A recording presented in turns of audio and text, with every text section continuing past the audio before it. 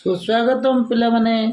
आज आमे पंचम श्रेणी भाषा महक बहिर नुआखाई पाठर अभ्यास प्रश्नोत्तर को आमे आलोचना करबा। तेणु आरंभ शेष पर्यंत ये भिडियो को देखी शुणी बुझापी चेष्टा कर। तो पिलामाने आस यही प्रश्नोत्तर को आमे आलोचना करबा। आस कथा हेबा। एक पर्वपर्वाणी दिन तुम घरे क्यों सबू पिठापणा आदि तैयारी करा जाए। यार सठिक उत्तर आम लिखा।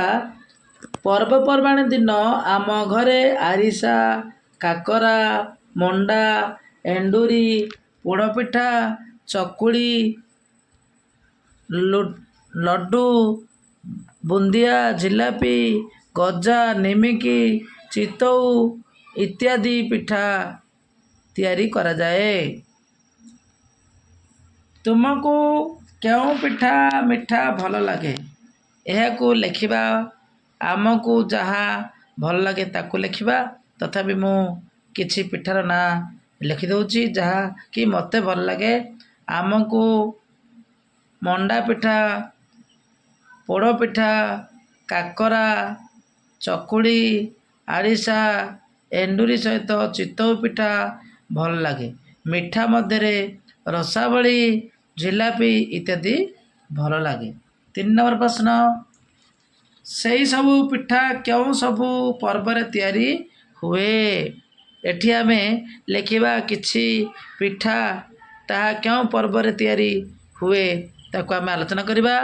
रज पर्व रे पोड़ पिठा तैयारी हुए। प्रथमाष्टमी रे एंडुरी दुर्गा पूजा रे मंडा दोल पर्व रे काकरा गजा निमिकी जिलापी रसावली से खुदुरुकणी रे मंडा माणबसा गुरुवार रे सरू चकुड़ी मंडा इत्यादि से सांब दशमी रे काकरा लड्डू चकुड़ी तैयारी हुए। चिता लगी अमावास्या रे चिताऊ पिठा गणेश पूजा रे चकुड़ी पिठा यही विभिन्न पर्व रे विभिन्न प्रकार पिठा तैयारी हुए। तुम्हें क्या जानी लिखिब। 4 नंबर प्रश्न तुम अंचल रे क्यों पर्व पालन करा जाए से सबू पर्व और नुआखाई मध्य कौन सबू समानता रही। ये आम लिखा। आम अंचल रे दोल पर्व रज पर्व दशहरा कुमार पूर्णिमा माणबसा बाट ओषा सांब दशमी गणेश पूजा सरस्वती पूजा चिता लगी अमावास्या प्रथमाष्टमी पणा संक्रांति श्रीरामचंद्र जन्म प्रभृति पर्व पालन करा जाए। सही सब पर्व मध्यरु माणबसा पर्व और प्रथमाष्टमी पर्वर नुआखाई पर्व सहित समानता रही।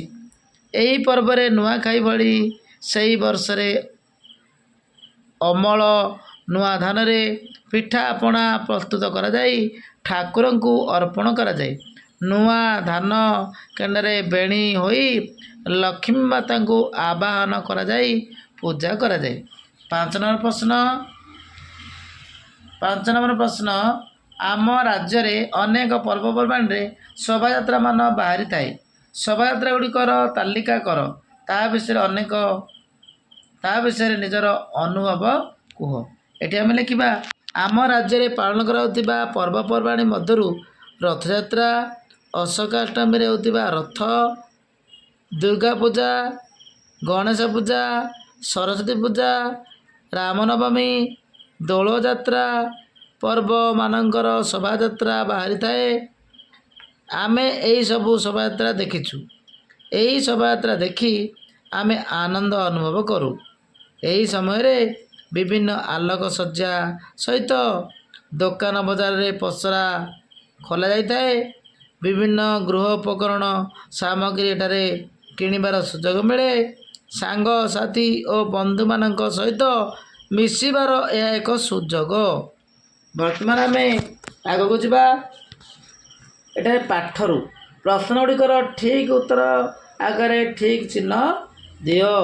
नुआखाई पर्व क्यों तिथि रे पालन करा जाए। ऑप्शन देछि भारत भाद्रव मास ଭାଦ୍ରବ ମାସ ଶୁକ୍ଳପକ୍ଷ ଦ୍ୱିତୀୟା ତିଥିରେ, ଭାଦ୍ରବ ମାସ କୃଷ୍ଣପକ୍ଷ ପଞ୍ଚମୀ ତିଥିରେ, ଭାଦ୍ରବ ମାସ ଶୁକ୍ଳପକ୍ଷ ପଞ୍ଚମୀ ତିଥିରେ, ଭାଦ୍ରବ ମାସ କୃଷ୍ଣପକ୍ଷ ଦ୍ୱିତୀୟା ତିଥିରେ। ଏହା ଉତ୍ତର ହେବ ଭାଦ୍ରବ ମାସ ଶୁକ୍ଳପକ୍ଷ ପଞ୍ଚମୀ ତିଥିରେ। ଭାଦ୍ରବ ମାସ ଶୁକ୍ଳପକ୍ଷ ପଞ୍ଚମୀ ତିଥିରେ ହୁଏ। ତେଣୁ ଆମେ ଏଠି ଠିକ୍ ଚିହ୍ନ ଦେବା।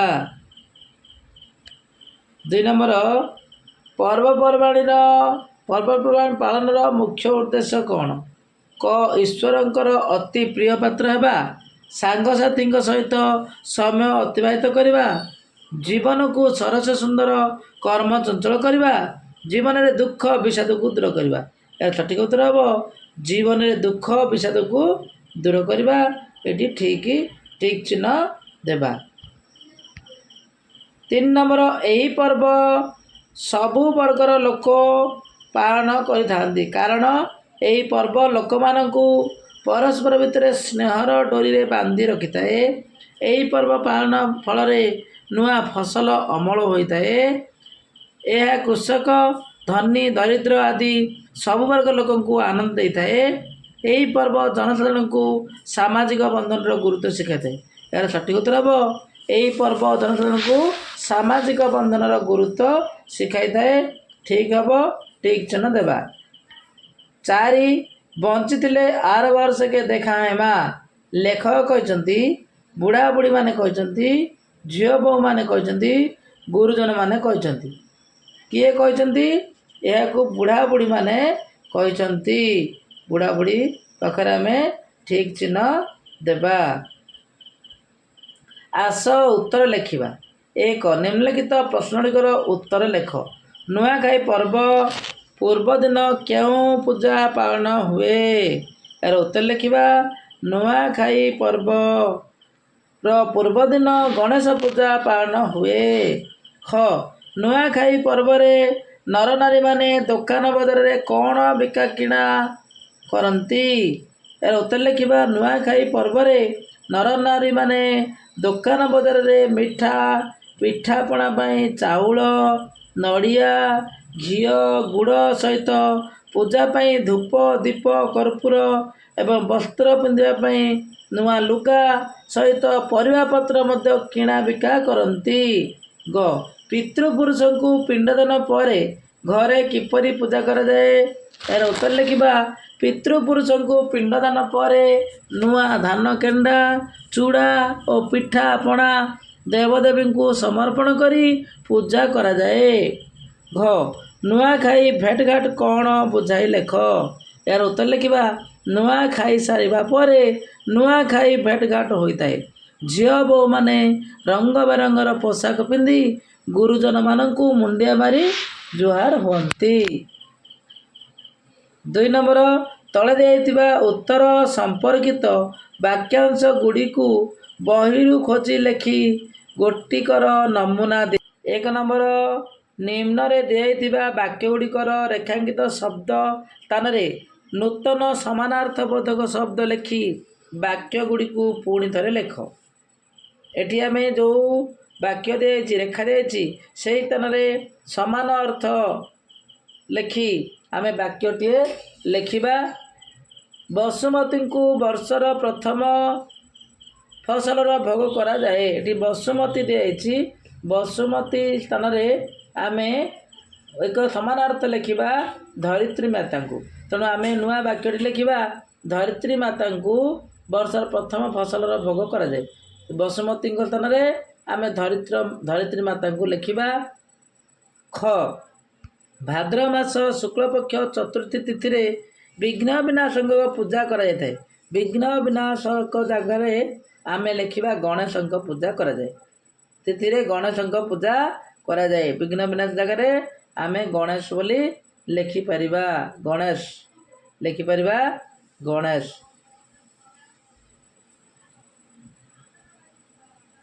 ତାପରେ ଦେଖିବା ଘ. ଗ. ନବାନ୍ନ ଭକ୍ଷଣ ଉପଲକ୍ଷେ ସମସ୍ତେ ଘର ସଜାସଜିରେ ଲାଗି ପଡ଼ନ୍ତି। ଏଠି ନବାନ୍ନ ଭକ୍ଷଣ ଜାଗାରେ ଆମେ ନୂଆଖାଇ ଲେଖିଦେବା। ନୂଆଖାଇ ନୂଆଖାଇ ଉପଲକ୍ଷେ ନୂଆଖାଇ ଉପଲକ୍ଷେ ସମସ୍ତେ ଘର ସଜାସଜିରେ ଲାଗି ପଡ଼ନ୍ତି। ଘ ସାନମାନେ ବଡ଼ମାନଙ୍କୁ ଜୁହାର କରି ପ୍ରସାଦ ସେବନ କରନ୍ତି। ଜୁହାର ଜାଗାରେ ଆମେ ପ୍ରଣାମ ଲେଖିବା। ସାନମାନେ ବଡ଼ମାନଙ୍କୁ ଜୁହାର ଜାଗାରେ ଆମେ କ'ଣ ଲେଖିବା? ପ୍ରଣାମ ବୋଲି ଲେଖିପାରିବା। ପ୍ରଣାମ ଯାହା, ଜୁହାର ତାହା।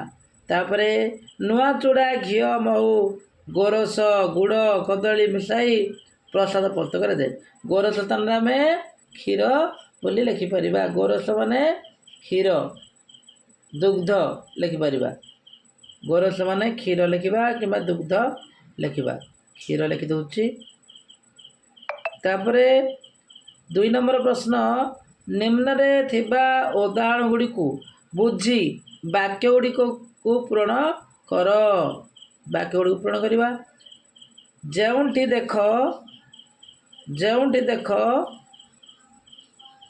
ଦେଖ ଆନନ୍ଦ ହିଁ ଆନନ୍ଦ ଓ ଖୁସି ହିଁ ଖୁସି।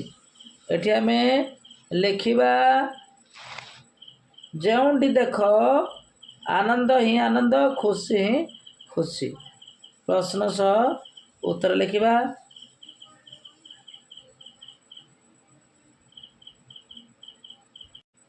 ଖ ମୁଁ ସମୁଦ୍ର କୂଳକୁ ଗଲି, ଯେଉଁଠି ଦେଖ ଡ୍ୟାସ୍। ଯେଉଁଠି ଦେଖ ବାଲି ହିଁ ବାଲି। ଏଠି ଲେଖିବା ବାଲି ହିଁ ବାଲି, ବାଲି ହିଁ ବାଲି। ତାପରେ ଆଗକୁ ଯିବା।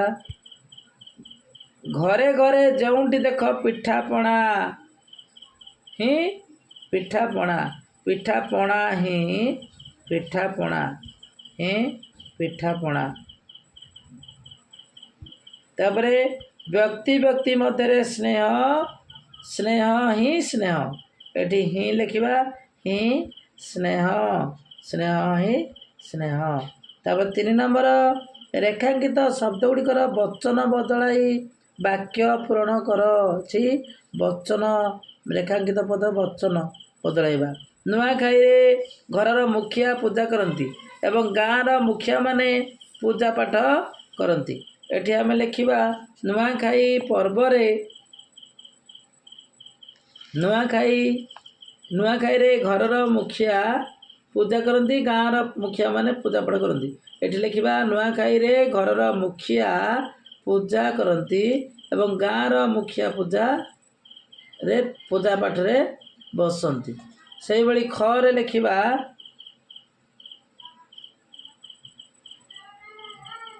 ଗୁରୁଜନ ତୁମକୁ ଭଲ କଥା କହିଥାନ୍ତି ଓ ତୁମେ ସବୁବେଳେ ଡ୍ୟାସ୍ କଥା ମାନ। ଗୁରୁଜନ ତୁମକୁ ଭଲ କଥା କହିଥାନ୍ତି, ତୁମେ ସବୁବେଳେ ଗୁରୁଜନମାନଙ୍କ। ଏଠି ଆମେ ଗୁରୁଜନମାନଙ୍କ ଲେଖିବା। ତୁମେ ସବୁବେଳେ ଗୁରୁଜନମାନଙ୍କ କଥା ମାନ। ଗୁରୁଜନମାନଙ୍କ, ଗୁରୁଜନମାନଙ୍କ। ତାପରେ ଗ ନୂଆଖାଇ ପର୍ବରେ କୃଷକ ଖୁସି ଥାଏ। ନୂଆଖାଇ ଫସଲ ଅମଳ ପାଇଁ ଡ୍ୟାସ୍ ଆନନ୍ଦରେ ମଜି ଯାଆନ୍ତି। ଏଠି ଲେଖିବା କୃଷକ ଖୁସି ଥାନ୍ତି। ତାପରେ ଲେଖିବା କୃଷକମାନେ, ତାର ବହୁ ବଚନ କରିଦେବା, ବଚନ ବଦଳାଇବା। ନୂଆଖାଇ, ନୂଆ ଫସଲ ଅମଳ ପାଇଁ କୃଷକମାନେ ଆନନ୍ଦରେ ମଜିଥାନ୍ତି। ଏଠି ଆମେ କୃଷକମାନେ ଲେଖିବା, କୃଷକମାନେ। ତାପରେ ଗଙ୍ଗା ଗୋଟିଏ ପବିତ୍ର ନଦୀ ଅଟେ। ଆମ ଦେଶରେ ଏପରି ଡ୍ୟାସ୍ ରହିଛି। ଏଠି ଆମେ ଆମ ଦେଶରେ ଏପରି ଅନେକ ନଦୀ ରହିଛି। ଅନେକ ଲେଖିଦେବା। ଏଠି ବଚନ ବଦଳରେ ଅନେକ ଲେଖିବା। ତାପରେ ସବୁ ବାଲ୍ଟି ପାଣିରେ ଭରି ରହିଛି, କେବଳ ଗୋଟିଏ ଡ୍ୟାସ୍ ବାକି ଅଛି। ସବୁ ବାଲ୍ଟି ପାଣିରେ ଭରିଛି, କେବଳ ଗୋଟିଏ ବାଲ୍ଟି ବାକି ଅଛି। କେବଳ ଗୋଟିଏ ବାଲ୍ଟି ବାକି ଅଛି। ଏଠି ଆମେ ବାଲ୍ଟି ବୋଲି ଲେଖିଦେବା, ଗୋଟିଏ ବାଲ୍ଟି। ତାପରେ 4 ନମ୍ବର, ଯେତେବେଳେ ଜଣେ କହୁଥିବା କଥାକୁ ଆମେ ଲେଖା ଆକାରରେ ପ୍ରକାଶ କରୁ, ସେତେବେଳେ ଗୋଟିଏ ଚିହ୍ନର ବ୍ୟବହାର କରାଯାଏ। ଏହାକୁ ଉଦ୍ଧୃତ ଚିହ୍ନ କୁହନ୍ତି। ଉଦାହରଣ ସ୍ୱରୂପ ମା' କହିଲେ ଆଜିଠାରୁ ଆମର ନୂଆ ବର୍ଷ ଆରମ୍ଭ ହେଉଛି। ଏଠି ଆମେ ଆଜିଠାରୁ ଉଦ୍ଧୃତ ଚିହ୍ନ ଦେବା, ହେଉଅଛି ପାଖରେ ଉଦ୍ଧୃତ ଚିହ୍ନ ଦେବା। ଏହିପରି ଆଉ ଦୁଇଟି ବକ୍ତବ୍ୟ ପାଠରୁ ଖୋଜି ଲେଖ। ଏଠି ଆମେ ଲେଖିବା ବୁଢ଼ା ବୁଢ଼ୀମାନେ ହସ ଖୁସିରେ କହନ୍ତି ବଞ୍ଚିଥିଲେ ଆର ବର୍ଷକେ ଦେଖା ହେମା। ଏହା ପାଠରେ ଲେଖାଯାଇଛି। ସେଭଳି ଗାଁର ସମସ୍ତେ କୁହନ୍ତି ଖରିଫ ଓ ରବି ଫସଲର ଉତ୍ପାଦନ ବଢ଼ୁ ଏବଂ ସଂସାରରୁ ଅନ୍ନ କଷ୍ଟ ଦୂର ହେଉ। ଏଇଭଳି ତାପରେ ଆମେ 5 ନମ୍ବରକୁ ଯିବା। ଏହି ପାଠରେ 5 ନମ୍ବର ଏହି ପାଠରୁ କିଛି ଶବ୍ଦ ଚୟନ କରି ତଳେ ଦିଆଯାଇଛି ଏଗୁଡ଼ିକୁ ଓଡ଼ିଆ ବର୍ଣ୍ଣମାଳା ଅଭିଧାନ କ୍ରମ ଅନୁସାରେ ସଜାଡ଼ି ଲେଖ। ଗୁରୁଜନ, କଲମ, ଖଜଣା, ଆଦିବାସୀ, ଗଣେଶ, ଫସଲ, ବସୁମତୀ, ନରନାରୀ, ଚନ୍ଦନ, ଘଡ଼ି, ଘୁମୁରା, ଲୁଗାପଟା। ଆକୁ ଆମେ ବର୍ଣ୍ଣମାଳା ଅଭିଧାନ ଅନୁସାରେ ଲେଖିବା। ଏଠି ଆମେ ଲେଖିବା ଆଦିବାସୀ, କଲମ, ଖଜଣା, ଗଣେଶ, ଗୁରୁଜନ, ଘଡ଼ି, ଘୁମୁରା, ଚନ୍ଦନ, ନରନାରୀ, ଫସଲ, ବସୁମତୀ, ଲୁଗାପଟା। ଏଇଭଳି ଆମେ ଲେଖିଦେବା ସଜାଇକି। ପାଠରୁ ଆଗକୁ ଏଠି ତୁମ ଘରେ ପର୍ବପର୍ବାଣି ପାଳନ ପାଇଁ କିପରି ପ୍ରସ୍ତୁତ କରାଯାଇଥାଏ। ଏଠି ଆମେ ଉତ୍ତର ଲେଖିବା ପର୍ବପର୍ବାଣି ପାଳନର ପୂର୍ବଦିନ ଘର ପରିଷ୍କାର ପରିଚ୍ଛନ୍ନ କରାଯିବା ସହ ଲିପା ପୋଛା ମଧ୍ୟ କରାଯାଏ। ପର୍ବପର୍ବାଣି ଅନୁଯାୟୀ ହେବାକୁ ଥିବା ପିଠାପଣା ପାଇଁ ପ୍ରସ୍ତୁତ କରାଯାଇଥାଏ। ଘରେ ବ୍ୟବହୃତ ଜିନିଷ ଯଥା ପିଢ଼ା, ଖଟୁଲି, ଡାଲା, କୁଲା, ଝାଡ଼ୁ ଇତ୍ୟାଦି ସଫା କରାଯାଏ। ଜିନିଷପତ୍ର ସବୁ ସଜାଡ଼ି ରଖିବା ସହିତ ପର୍ବଦିନ ସକାଳୁ ସାଜସଜ୍ଜା କରାଯାଏ। ପରିବାରର ସମସ୍ତେ ସେହିଦିନ ସକାଳୁ ଗାଧୋଇ ନୂଆ ଲୁଗା ପରିଧାନ କରି ପୂଜା ସାମଗ୍ରୀ ସଜାଡ଼ି ପୂଜା ପାଇଁ ପ୍ରସ୍ତୁତ ହୁଅନ୍ତି। 2 ନମ୍ବର ତୁମ ଘରେ ପର୍ବ ପାଳନ ସମୟରେ କି କାମ କରିଥାନ୍ତି ତାର ତାଲିକା କର। ଏଠି ଆମେ ଲେଖିବା ଆମ ଘରେ ପର୍ବ ପାଳନ ସମୟରେ ମା ପୂଜା ସାମଗ୍ରୀ ସଂଗ୍ରହ, ପିଠାପଣା ପାଇଁ ପ୍ରସ୍ତୁତି, ଆଈ ମା ପିଠାପଣା ପାଇଁ ସାମଗ୍ରୀ ପ୍ରସ୍ତୁତି, ଭଉଣୀ ଲିପାପୋଛା ସହିତ ଝୋଟି ପକାଇବା ଓ ସାଜସଜ୍ଜା କରିବା, ବାପା ପିଠାପଣା ସାମଗ୍ରୀ ସଂଗ୍ରହ କରିବା, ଜେଜେବାପା ବ୍ରାହ୍ମଣ ଡାକନ୍ତି, ସମସ୍ତ କାର୍ଯ୍ୟକୁ ତଦାରଖ କରନ୍ତି, ଭାଇ ସମସ୍ତ କାର୍ଯ୍ୟରେ ସହଯୋଗ କରନ୍ତି। ଏହିଭଳି ଆମ ଘରେ ପର୍ବ ପାଳନ ସମୟରେ ଆମେ ଲକ୍ଷ୍ୟ କରୁଥିବା, ତେଣୁ ତାକୁ ଆମେ ଯାହା ଯାହା କରୁଛେ ସେହି ଅନୁଭୂତିକୁ ଆମେ ଲେଖିବା। 3 ନମ୍ବର ଆମ ରାଜ୍ୟର ଲୋକମାନେ ବିଭିନ୍ନ ପର୍ବ ପାଳନ କରିଥାନ୍ତି। ଯେପରି ଭାଦ୍ରବ ମାସ ଶୁକ୍ଳପକ୍ଷ ଚତୁର୍ଥୀରେ ଗଣେଶ ପୂଜା ପାଳନ ହୁଏ, ସେହିଭଳି ଭାଦ୍ରବ ମାସ କୃଷ୍ଣପକ୍ଷରେ ଜନ୍ମାଷ୍ଟମୀ ପାଳନ କରାଯାଏ। ନିମ୍ନରେ ଦିଆଯାଇଥିବା ପର୍ବଗୁଡ଼ିକ ତିଥି ଓ ତାରିଖକୁ ସୂଚନା ଦେଖି ପର୍ବ ସହିତ ମିଶାଇବା। ଏଠି ଦେଖ ଲେଖାଯାଇଛି ବିଭିନ୍ନ ପର୍ବ ତାରିଖ ତିଥି। ଶ୍ରୀକୃଷ୍ଣ ଜନ୍ମ ଭାଦ୍ରବ କୃଷ୍ଣ ଅଷ୍ଟମୀ, ତେଣୁ ତାକୁ କୃଷ୍ଣ ଅଷ୍ଟମୀ ସହିତ ଯୋଡ଼ିଦେବା। ଶ୍ରୀକୃଷ୍ଣ ଭାଦ୍ରବ କୃଷ୍ଣ ଅଷ୍ଟମୀ। ଇଦୁଲ ଫିତର ରମଜାନ ସରିବା ପରଦିନ, ରମଜାନ ସରିବା ପରେ। ରଥଯାତ୍ରା ଆଷାଢ଼ ଶୁକ୍ଳ ଦ୍ୱିତୀୟା। ରାକ୍ଷୀ ପୂର୍ଣ୍ଣିମା ଶ୍ରାବଣ ପୂର୍ଣ୍ଣିମା।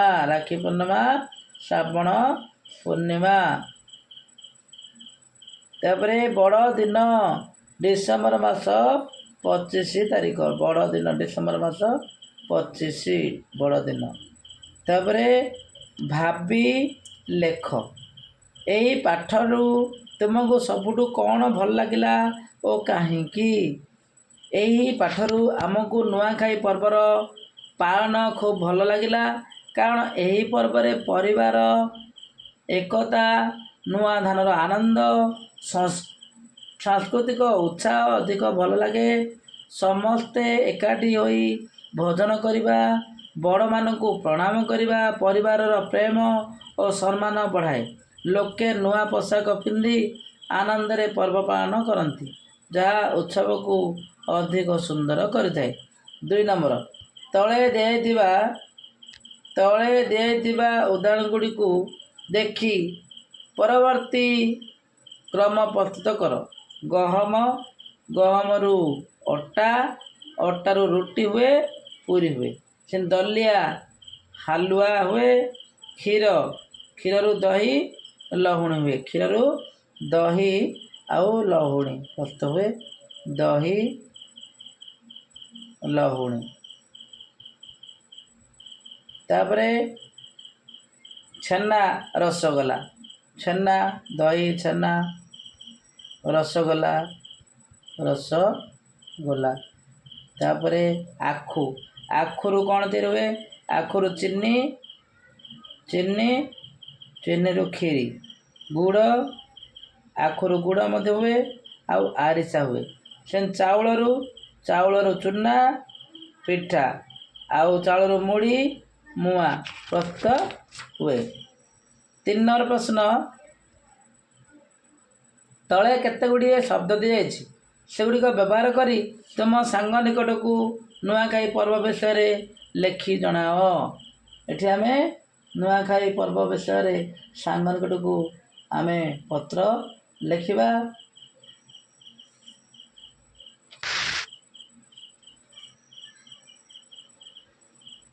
ଏଠି କିଛି ଶବ୍ଦ ଦିଆଯାଇଛି। ନବାନ୍ନ, ଜୁହାର, ଭେଟଘାଟ, ପିଠା, ଇଷ୍ଟଦେବୀ, ଧନୀ ଦରିଦ୍ର, ଝିଅ ବୋହୂ, ନୂଆ ଚୂଡ଼ା, ଘୁମରା ନାଚ, ସାମାଜିକ ପର୍ବ, କୃଷକ, ଧର୍ମ, ସଂସ୍କୃତି, ପିଠାପଣା, ଆରବର୍ଷକେ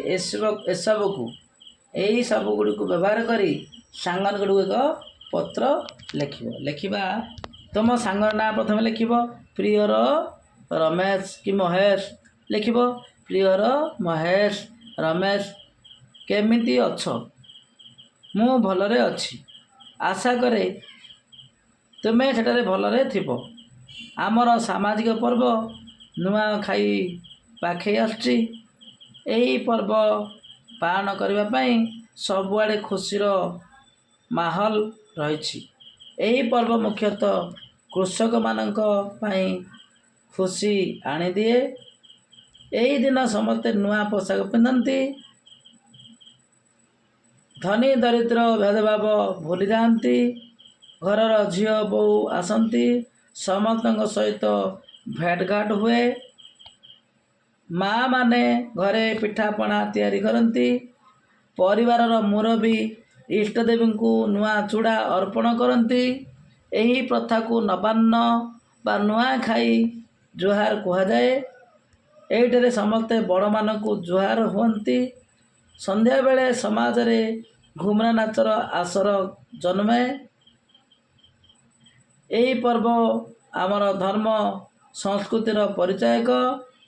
ବଡ଼ମାନେ କୁହନ୍ତି, ବଞ୍ଚିଥିଲେ ଆର ବର୍ଷକେ ଦେଖା ହେମା। ମୁଁ ତୋତେ ଆମ ଘରକୁ ଆସିବା ପାଇଁ ନିମନ୍ତ୍ରଣ କରୁଛି। ଆମେ ଏକାଠି ବସି ପିଢ଼ା ଉପରେ ଖାଇବା। ଅପେକ୍ଷାରେ ରହୁଛି। ଇତି ତୁମର ସାଙ୍ଗ। ତୁମ ନାଁଟି ଏଠି ଲେଖିବ। ବର୍ତ୍ତମାନ ଏହି ପାଠର ପ୍ରଶ୍ନ ଉତ୍ତର ଶେଷ ହୋଇଛି। ପରବର୍ତ୍ତୀ କାଳାଂଶରେ ପୁଣି ଆମେ ଅନ୍ୟ ଏକ ପାଠକୁ ଆଲୋଚନା କରିବା। ବର୍ତ୍ତମାନ ପାଇଁ ବିଦାୟ ନେଉଛି।